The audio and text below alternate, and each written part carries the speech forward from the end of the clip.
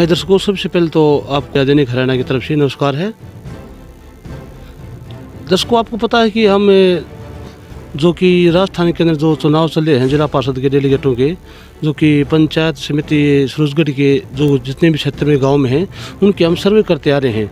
तो आपको पता है कि दिन प्रतिदिन हम प्रतिदिन जो चुनाव लड़ रहे हैं, वार्ड पंच हैं जो और हैं उनके भी पीछे आपको दिखाए गए थे।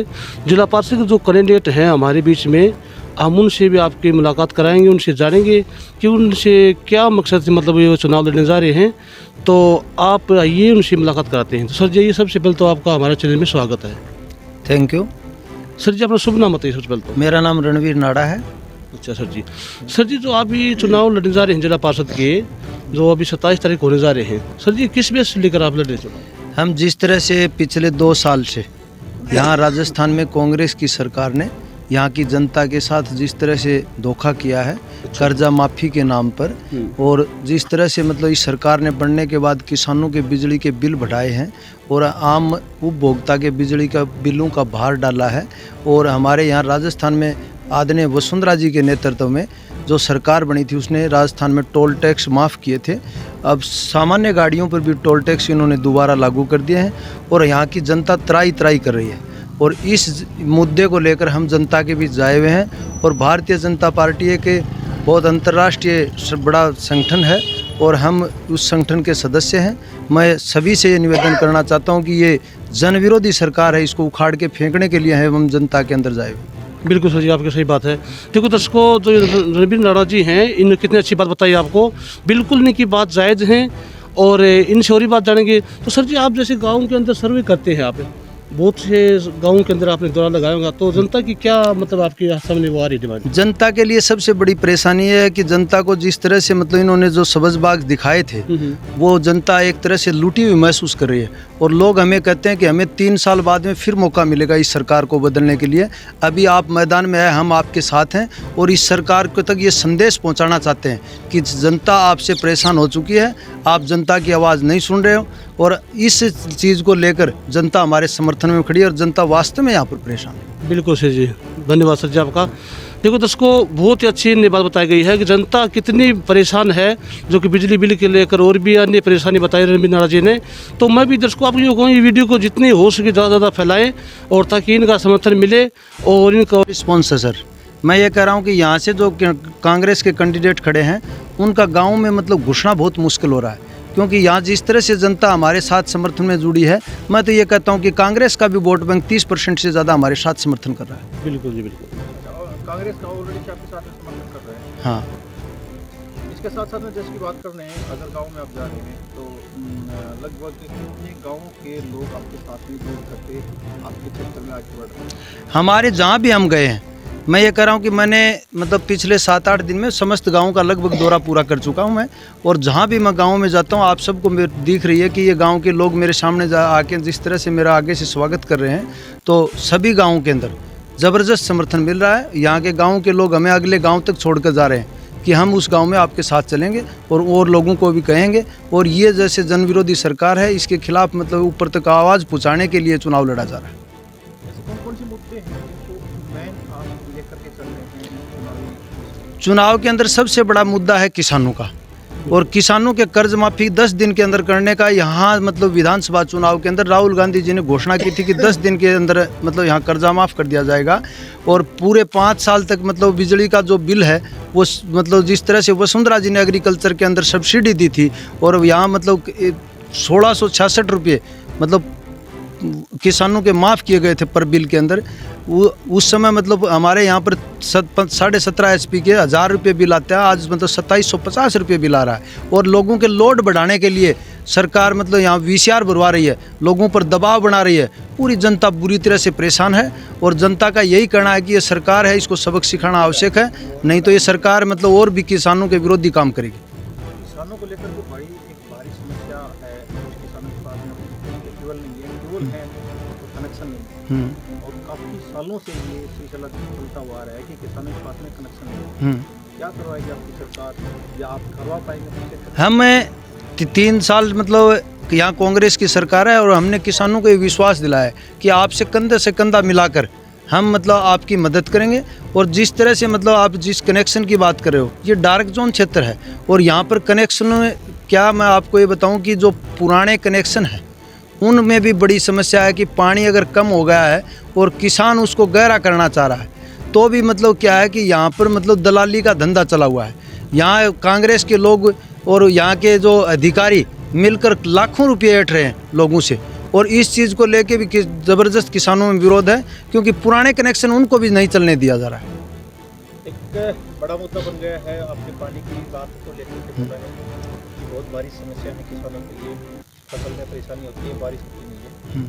बनने के बाद में आपका क्या विचारधारा रहेगी कि धरातल के ऊपर कोई नहरी पानी या इस तरह की? पीछे जब यहाँ भारतीय जनता पार्टी की सरकार थी उस समय यहाँ पर कुंभाराम नहर के लिए मतलब काफ़ी प्रयास किए गए। हमारे आदरणीय MP साहब संतोष जेलावत ने इसको लोकसभा तक इस मुद्दे को उठाया था और उसकी बाकायदा यहाँ पर सारी प्लानिंग उसकी तैयार हो गई थी और वो अभी मुद्दा मतलब जारी है। और यहाँ राजस्थान सरकार उसके अंदर बजट का जो कोऑपरेशन है वो नहीं दे रही है।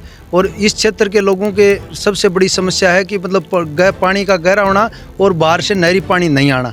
तो मैं ये कहता हूँ कि हम इसको जिला परिषद लेवल के ऊपर और हमारे यहाँ से राज्य सरकार तक इसकी आवाज़ मतलब जिला परिषद की मीटिंगों में उठाएंगे और यहाँ के स्थानीय मुद्दे भी जो पानी के हैं उनका हम यहाँ मतलब जनप्रतिनिधि के रूप में चुन के जाएंगे तो सरकार तक ये आवाज़ हमारी बिल्कुल जनता की बराबर बुलंद करते रहेंगे।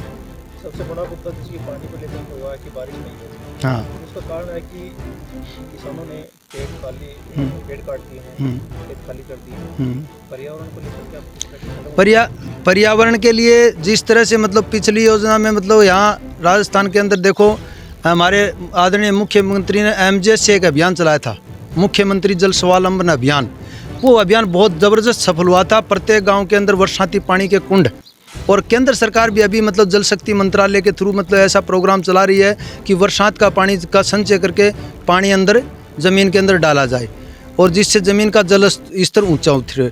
और उस MJ से प्लान के अंदर मतलब राज्य सरकार की तरफ से ये था कि प्रत्येक जहाँ भी कुंड बने वहाँ कुंड के पास में मतलब 100 पौधे लगाए जाएं, तो जिससे मतलब पर्यावरण की सुरक्षा साथ साथ रहे।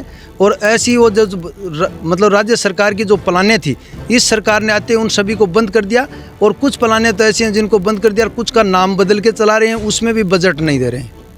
बात कर रहे हैं कि जैसे राहुल गांधी का आपने जिक्र किया कि भाई आए बहुत सारी बरसात की उसने वादों की इरादों की, लेकिन गायब है अभी, यानी कि बरसाती मेंढक बन के आए और आज गायब है।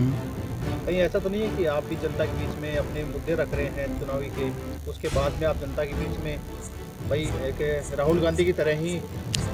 आपकी बात अच्छी है, जनता की मतलब सोच से आपकी बात सोच का मिलान खाती है। मैं ये कहता हूँ कि मैं 4 साल भारतीय जनता पार्टी युवा मोर्चा का जिला अध्यक्ष रहा हूँ और 10 साल ग्राम पंचायत में पुलवास का सरपंच रहा हूँ। मेरे कार्यकाल के अंदर मेरी जनता जिस तरह से खुश रही है, मैं ये आपके पास के माध्यम से सभी को कहना चाहता हूँ कि आप सभी को मेरी ग्राम पंचायत देखनी चाहिए और मेरे अड़ोस पड़ोस की ग्राम पंचायतों मेरे रिस्पॉन्स के बारे में पूछना चाहिए। मैंने मेरा जीवन लगभग राजनीति को समर्पित किया है और मैं ये कहता हूँ कि हम जिस तरह से काम करते हैं, जनता के अंदर नेता नहीं, हम भाई के तरह मतलब उसके बराबर कंधे से कंधा मिलाकर खड़े होकर काम करना पसंद करते हैं। और मैं जनता के बीच आपके माध्यम से कहना चाहता हूँ कि ये जनता जब मेरे फ़ोन पर अगर फ़ोन करेगी तो मैं इनको ये कहता हूँ कि हर अधिकारी के पास मैं उनके पास बराबर कंधे से कंधा मिलाकर खड़े रहने की राजनीति में विश्वास करता हूँ। वादों की राजनीति में हम विश्वास नहीं करते। मेरे 2 आखिरी और अहम सवाल हैं और ये देश की भविष्य और क्षेत्र की भविष्य की बात कर लेते हैं। हमारे देश में हमारे क्षेत्र में युवा साथी हैं जो अपने सपने पूरे करने के लिए बहुत सारी दौड़ धूप करते हैं। सबसे पहले वो शिक्षित होना चाहते हैं तो शिक्षा क्षेत्र में आप क्या करेंगे? दूसरा पॉइंट उनका आता है कि फिजिकल फिट होना चाहते हैं तो उस क्षेत्र में आप क्या करेंगे? मैं आपके दोनों मुद्दों पर यह कहना चाहूँगा कि सबसे पहले तो शिक्षा के क्षेत्र में मैं तो एक बात कहता हूँ कि राजस्थान के अंदर झुंझुनू जिला सबसे शिक्षित जिलों के अंदर आता है और हमारे मतलब पीछे भी बराबर शिक्षा के क्षेत्र में सामाजिक रूप से भी हमारे काम हुए हैं। और सरकार की तरफ से मैं मतलब जब वसुंधरा जी की सरकार बनी थी तो मतलब हमारे गाँव के अंदर सीनियर सेकेंडरी स्कूलों की बार कर दी थी। और हम ये कहते हैं कि अब जैसे भी मतलब हम जनप्रतिनिधि के रूप में चुन के जाएंगे तो मैं ये कहता हूँ कि आज शिक्षा के क्षेत्र में क्या है कि इंग्लिश मीडियम माध्यम होने के कारण सबसे ज़्यादा लोग क्या है प्राइवेट स्कूलों की तरफ बढ़ रहे हैं। तो मैं आपको मेरे निजी तौर पर यह कहना चाहता हूं कि हम इस राज्य सरकार के कान तक पहुंचाएंगे कि गांव में भी इंग्लिश मीडियम स्कूलें खुलें। और इस चीज़ में मतलब वसुंधरा जी ने पीछे विजन बना के छोड़ा था और ये सरकार उसके ऊपर काम करे। हमारी यही है कि गांव तक अंग्रेजी की शिक्षा पहुंचा के उच्च स्तर तक जाई जाए, जिससे मतलब सूरजगढ़ और हमारा बुआना क्षेत्र की दो बड़ी मतलब ये तहसीलें पड़ती हैं और इन तहसील क्षेत्रों में हमारे मतलब कॉलेज भी खुलें, जिसमें मतलब बुआना में तो अभी घोषणा हुई है।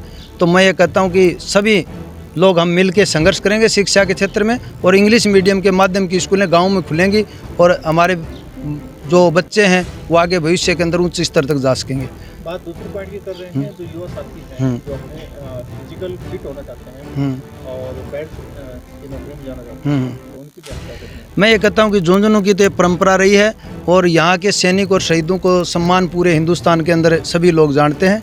तो इस क्षेत्र के अंदर जिस तरह से हमारे युवा जो काम करें उनको फिजिकल रूप से फिट की आप जो बात कर रहे हैं, मैं ये कहता हूँ कि हम चाहेंगे कि जिस तरह से नरेगा योजना है, नरेगा योजना के अंदर इतना बजट केंद्र सरकार से आता है, मैं ये कहता हूँ कि आपके बीच वादा करके जाता हूँ जहाँ हमें जगह मिलेगी वहाँ पर हम प्रत्येक गांव के अंदर महात्मा गांधी नरेगा योजना के तहत आपको ये कहते हैं कि स्टेडियमों का निर्माण करवाएंगे, ट्रैक बनवाएंगे और गाँव के अंदर मतलब जो हमारे युवा साथी हैं उनको प्रैक्टिस करने के लिए अच्छा अवसर मिलेगा और वो आगे देश की सेवा करने के लिए मतलब बड़ा हमारे सबल बनेगा उसमें।